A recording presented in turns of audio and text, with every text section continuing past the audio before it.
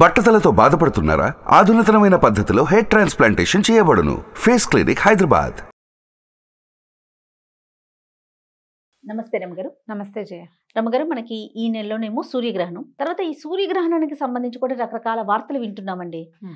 చాలా సంవత్సరాల తర్వాత వస్తోందని, మరి దీని ప్రభావం మన మీద ఎంతవరకు ఉంటుందో ఉండదో తెలియదు, కానీ కొన్ని భయాలు వింటున్నాము. అట్లా ఏం లేదు, భయపడాల్సిన అవసరం లేదు, రెగ్యులర్గా ఎప్పుడూ వచ్చేలాంటి గ్రహణాలే అంటున్నారు.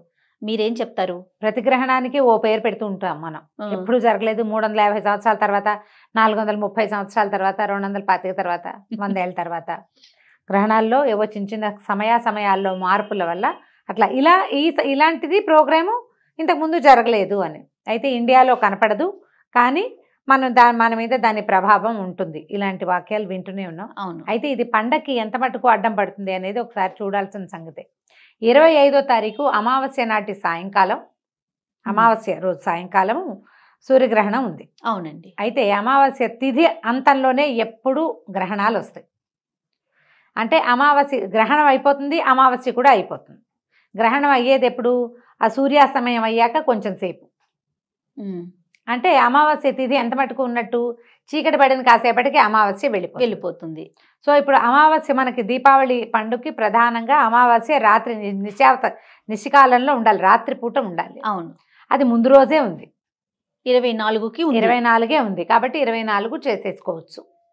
మనం చతుర్దశి నాడు పండగ చేస్తున్నామని భావించక్కర్లా. చతుర్దశి నాటి సాయంకాలానికే అమావాస్య వచ్చేసింది. ఓకే. చతుర్దశి నాటి రాత్రి అమావాస్య ఉంది, తిథి ఉంది కదా. అంటే మనకి దీపావళికి ప్రధానం అమావాస్య. అయితే ఏంటంటే మనకి ఉదయకాలం అసలు లేకపోవటము, మర్నాడు గ్రహణం ఉండటం వల్ల పండగ పాడైందన్న ఒక భావన ఉంది, కానీ పాడయ్యేందుకు పెద్దగా ఏం లేదు. మనం ముందు రోజు చేసేసుకుంటాం. ఓకే అండి. చతుర్దశి నాటి సాయంకాలమే అమ్మవారి పూజలు చేసుకునే వాళ్ళు, కేదార నోములు నోచుకునే వాళ్ళు, అమావాస్య దీపావళి నోముల వాళ్ళు ఉంటారు కదా, వీళ్ళంతా ఆ ముందు రోజే చేసేసుకోవచ్చు. ఈ గ్రహణ సమయం, ఈ సమయంలో ఇక మనం పండగ వ్యవహారం లేదు. ఓకే. దాంతోపాటుగా ఇది గ్రహణం రావడం వల్ల ఈ సంవత్సరం కొత్తగా నోములు పట్టే వాళ్ళు ఉంటారు కదా, వాళ్ళు కొత్త నోములు పట్టుకోకూడదు. ఆల్రెడీ నోములు చేసుకునే వాళ్ళు, అలవాటుగా ఇళ్లలో ఉన్నవాళ్ళు, ఎప్పుడో పట్టేసిన వాళ్ళు ముందు రోజు సాయంకాలం చేసేసుకోవచ్చు. గోవర్ధన పూజలు అవి చేస్తారు కదా. మరి కొత్తగా చేసుకునే వాళ్ళు ఈ సంవత్సరం లేదు, మళ్ళీ దీపావళి రావాల్సిందే. ఇప్పుడు పట్టకపోతే ఎప్పుడు పట్టాలి అని అడగకూడదు. అది దీపావళి అప్పుడే చేయాలి. మళ్ళీ వచ్చే సంవత్సరమే గ్రహణం రావడం వల్ల ఈ ఒక ఇబ్బంది వచ్చింది. పండుగ వచ్చిన ప్రాబ్లం ఏం లేదు. మనం ముందు రోజు సాయంకాలం పండగ చేసేసుకుంటాం. చతుర్దశి రోజు పొద్దున్నే 24 పొద్దునే తలంట్లు పోసుకుంటాము, సాయంకాలమే దీపాలు పెట్టేసుకుంటాం. దీపాలు పెట్టుకుని పూజ చేసుకోవటం చేస్తాం. అయితే ఇప్పుడు గ్రహణం సంగతి, దీపావళి సంగతి అయిపోయింది కదా. గ్రహణానికి సూర్యగ్రహణం ఏంటంటే ఇది పాక్షిక గ్రహణమే ఉంది. మనకి కొంత సమయమే కనపడుతుంది. ఇండియాలో కొన్ని భాగాల్లోనే కనిపిస్తుంది. అయితే ఇది స్వాతి నక్షత్రంలో వచ్చింది కాబట్టి, స్వాతి నక్షత్రము తులారాశికి సంబంధించిన వాళ్ళు దానాలు జపతపాదులు చేసుకోవాలి అంటారు. అయితే సాధారణంగా ఏంటంటే మనకు చెప్పేది గ్రహణ సమయము పుణ్యకాలంగా చెప్తారు. ఆ సమయంలో చేసేటువంటి ఉపాసన గ్రహాలకి మంచి బలాన్ని ఇస్తుంది. అందుకని ఎవరికైనా ఆ మంత్రోపదేశం ఉన్నవాళ్ళు మంత్రం పునశ్చరణ చేసుకోవటం, ఉపదేశం కూడా గ్రహణ సమయంలో తీసుకునే ఉపదేశం కూడా చాలా అద్భుతంగా ఉంటుందని తప్పకుండా తీసుకుంటారు. గ్రహణానికి ముందు పట్టు స్నానం, గ్రహణం అయిపోయిన తర్వాత విడుపు స్నానం, ఇది ఎప్పుడు చేసేది. గ్రహణాల్లో ఇలాగే చేస్తారు.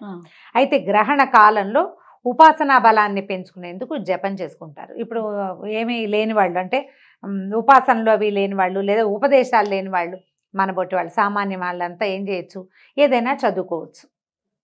దైవ సంబంధమైంది చదువుకుంటే ఫలితం బాగుంటుంది. ఉపదేశం అవసరం లేని మంత్రాలు, శ్లోకాలు, స్తోత్రాలు ఉంటాయి కదా, అవేవైనా పారాయణ చేసుకోవచ్చు. అయితే దేవాలయాలు మూసేస్తారు, మన ఇళ్లలోనే చేసుకోవాలి. గ్రహణ సమయంలో ఆహార స్వీకారం మంచిది కాదు. మరి పసిబిడ్డలు అలా అయితే చంటి పిల్లలకి చేయగలిగేది ఏమీ లేదు. గర్భిణులు వాళ్ళు కూడా దీనికంటే కొంచెం ముందుగా తినేసి ఈ సమయంలో కదలకుండా విశ్రాంతిగా పడుకుంటే మంచిది. గర్భిణీలు దీని మీద చాలా మంది, నాకే 25-30 ప్రశ్నలు వచ్చినాయి. మెసెంజర్లో 25 ఉన్నాయి, ఇన్స్టాలో ఉన్నాయి, నాకు వాట్సాప్ మెసేజ్లు బోల్డు. గర్భిణీ స్త్రీలు ఏం చేయాలి 4 గంటలు ఉండలేం కదా అని. మధ్యాహ్నం 2 గంటలకు 2 తర్వాత తినేసి అప్పుడు పడుకుంటే విశ్రాంతిగా 4 తర్వాత నిద్రపోయేందుకు ప్రయత్నం చేయండి. సూర్యాస్తమయం అయితే 6:30, 6:35 కల్లా అయిపోతుంది. అప్పుడు తీసుకోవచ్చు. 7-7:30 అయ్యాక స్నానం చేసి తీసుకోవచ్చు.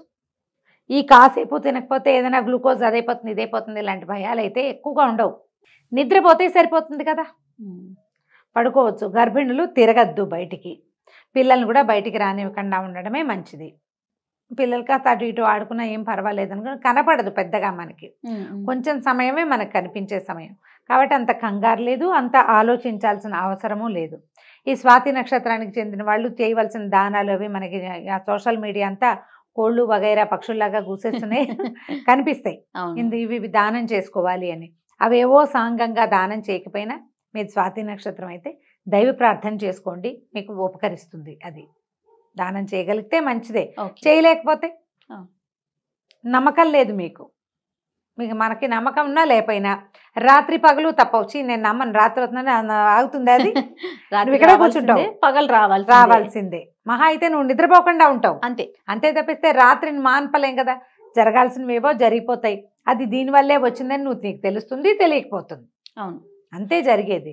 కాబట్టి దైవ ధ్యానం చేసుకోండి, దైవం మీద నమ్మకం ఉన్నవాళ్ళు. లేకపోతే ఇక చేయగలిగేది ఏమీ లేదు, అంతే కదా. ఈ ప్రెగ్నెన్సీలో మీరు నమ్మినా నమ్మకపోయినా ఇలాంటి అనుమానాలు ఉన్నప్పుడు మనకి పెద్దవాళ్ళు చెప్పేటప్పుడు కాస్త ప్రశాంతంగా కూర్చుని ఆ వేళకి ఏమీ తినకుండా మంచినీళ్ళు తాగటం, తిరగటం, ఏదైనా కట్ చేయటం, లేచి అటు ఇటు తిరగటం, బయటికి వెళ్ళిపోవటం, బాత్రూమ్కి వెళ్ళకపోతే ఎలా అని అడుగుతుంటారు కొంతమంది. ఆ మాత్రం కదలికలు చెయ్యొచ్చు, విపరీతమైన చేష్టలు చేయకూడదని. పనులు అవి చెయ్యొద్దు, తిరగద్దు, శారీరకమైన శ్రమ ఇవ్వద్దు, అది చెప్తారు.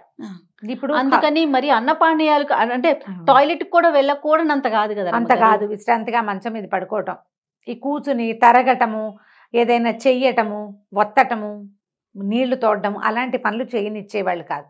ఇప్పుడు ఎందుకంటే నిజంగా మనకి ప్రపంచంలో ఎన్నో విశేషాలు ఉన్నాయి. ఖగోళంలో ఏం జరుగుతుందో ఇప్పుడు గ్రహణం అంటే ఏమిటి, ఒక గ్రహం ఇంకో గ్రహానికి అడ్డం రావటం. అవునవును కదా, మన ప్రమేయం ఉందా దాంట్లో? లేదు. ఆ సమయంలో ఏం జరుగుతుందో మనకు తెలియదు. ప్రపంచంలో అగ్నిపర్వతాలు ఉన్నాయి, ఇలా ఇంకోటి ఎన్ని రకాలు ఉన్నాయి, అవన్నీ వాటంతటవే చేస్తున్నాయి, మన ప్రమేయం లేదు. మన లివింగ్లో కూడా, మన జీవితంలో కూడా మన ప్రమేయం లేకుండానే పుట్టేస్తాను పోతూ ఉంటాం మనం. అవునండి, మనకు తెలియదు వాటి సంగతి. మనకి తెలియని దాని గురించి మనం ఎందుకు వాదించాలి? ఎవరో పెద్దలు మనకి ఇలాంటి నిర్దేశనం చెప్పారు, జాగ్రత్తగా ఉండండి అని, పాటిస్తే సరిపోలా. అంతే. నువ్వు ప్రశ్నిస్తావు, పోనీ నీకు ఒక ఆన్సర్ తెలుసా? ఏమీ జరగదు అని ఎవరు రాసిస్తారు? ఏం జరగదని చెప్తావు. జరిగితే దానివల్లేనని కనుక నువ్వు చెప్పగలవా? దానివల్లే అని చెప్పలేవు, దానివల్ల కాదని చెప్పలేవు. లేదండి, ఈ రెండు లేనప్పుడు మేము రెస్ట్ తీసుకుంటాం అంటుంటే వాళ్ళని కాదని అక్కర్లేదని బాగా డాన్స్ చేయండి అని ఎందుకు చెప్పాలి? అవును, హాయిగా ఎగురి తిరగండి అని చెప్పకూడదు కదా, రెస్ట్ తీసుకోమని చెప్తే సరిపోతుంది. దానివల్ల వచ్చే నష్టం అయితే లేదు కదా, లాభం లేదు అనుకుందాం, నష్టం అయితే లేదు కదా. ఓ 3-4 గంటలు విశ్రాంతే కదా. కాబట్టి విశ్రాంతి తీసుకోండి గర్భిణీ స్త్రీలు, ప్రశాంతంగా ఉండండి. పూజా విధానం చేసుకోగలిగే వాళ్ళు చేసుకోండి. ఖచ్చితంగా గ్రహణ సమయాల్లో ఆహార స్వీకరణ అంత మంచిది మాత్రం కాదు, తినకుండా ఉండడం మంచిది. మన ఇంట్లో నిలవ పచ్చళ్ళు, పప్పులు, ఒప్పులు అవి ఉంటే వాటిలలో దర్భలు వేసుకోవటం, దర్భగడ్డిని తెచ్చుకుని వేసుకోవటం. ఉపనయనం అయిన వాళ్ళు మన గ్రహణ స్నానం అయిన తర్వాత యజ్ఞోపవీతాన్ని మార్చుకుంటారు, యజ్ఞోపవీతం మార్చుకోవటము, ఇది చేయొచ్చు. ఇంత మటుకు దీని మీద పెద్దగా ఆలోచన లేదు. ముందు రోజు హాయిగా పండగ చేసుకుంటాం, బోళ్ళని రకరకాల పపాలు చేసుకుని తినేస్తాం, అయిపోతుంది అంతే. భయపడొద్దు, అందుకని మన పెద్దవాళ్ళు చెప్పింది కొట్టి పారేయొద్దు, అంతే కదా. అంటే పెద్ద అనుమానాలు ఏం లేవమ్మా, ఇంత మాత్రం చేస్తే చాలు. మామూలుగా గ్రహణానికి ఎలా చేస్తామో దీనికి కూడా అంతే. రెస్టే తీసుకోవాలంటున్నారు ఇంట్లో వాళ్ళు, నేను ఎలాగా అని ప్రశ్నించద్దు, రెస్ట్ తీసుకోవడానికే ప్రయత్నం చేయండి. ప్రెగ్నెన్సీ వాళ్ళు ఉన్న వాళ్ళు కొంచెం జాగ్రత్తగా ఉంటే సరిపోతుంది. అది అయిన తర్వాత 7:30-8 గంటల వేళ ఒక మాట చక్కగా స్నానం చేసి ఫ్రెష్గా అప్పుడు ఏదైనా వండుకుని పొద్దున వండుకున్నవి రాత్రి తింటాము మాత్రం ఈ రోజులో చేయపోకండి. నిలవ పెట్టకూడదు. మనం కూడా అంతే, ఎవరైనా సరే పొద్దున వండినవి నిలవ ఉంచుకుని సాయంకాలాన్ని తినద్దు. పొద్దున్న ఫినిష్ చేసేయండి. రాత్రి ఫ్రెష్గా కాస్త అన్నం వండుకుని ఏదైనా కూరనారో చపాతీలో ఏదో ఒకటి చేసుకుని అప్పటికప్పుడు అట్లా చేసుకుని తినండి. నిలవ పెట్టిన ఆహారం తినద్దు. ఓకే రమ్మగారు, నమస్తే. నమస్తే. సుమన్ టీవీలో మీ పర్సనల్ అండ్ బిజినెస్ ప్రమోషన్స్ కోసం కింది నెంబర్కి కాంటాక్ట్ చేయండి.